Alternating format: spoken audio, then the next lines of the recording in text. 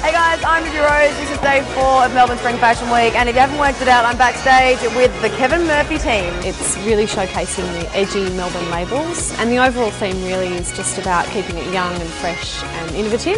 Kevin basically came up with a whole new style for the show, which I'm really excited about, and working with an original concept, not something that's just ripped off, European catwalks. Most of them are Melbourne-based designers, so we've got Alpha 60 and Line Drop and Above and Claude Mouse. They're kind of the cool kids of Melbourne, I guess you would say. They're quite edgy alternative designers as well that don't just want something simple, but we also didn't want it to be, all about the hair, even though we secretly do.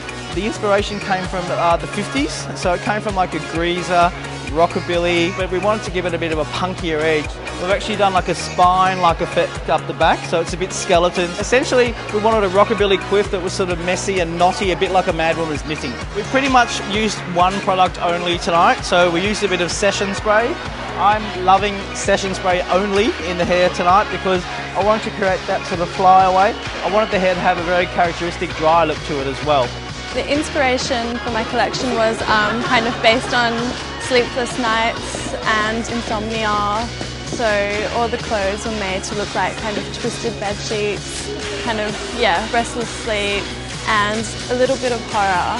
The hair tonight is really great. It's really grungy and elegant, which fits in really well with my clothing. The new collection is called Where Everything Seems Possible and Nothing's What It Seems. We love using things in a way that's different to how they're usually used, or using things a little bit out of context. So it's, for example, it's like this chainmail digital print on silk, so it's a really rough kind of image on a silky fabric. We know every year that we come to this fashion week that we're going to be working with Kevin Murphy, and it's always exciting because I feel like it's a really good fit for us. It's just got a cool kind of side to it, and I really like that. And we know also the outcome's going to be amazing. The collaboration with Kevin Murphy has been fantastic.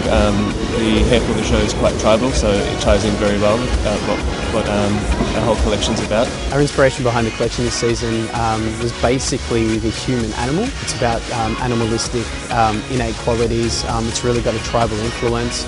Obviously it translates through the collection with a whole heap of like hand-woven garments, just different textures and fabrications and animal prints coming through as well. I love the fact that we bring the best of the Australian designers to the general public of Melbourne.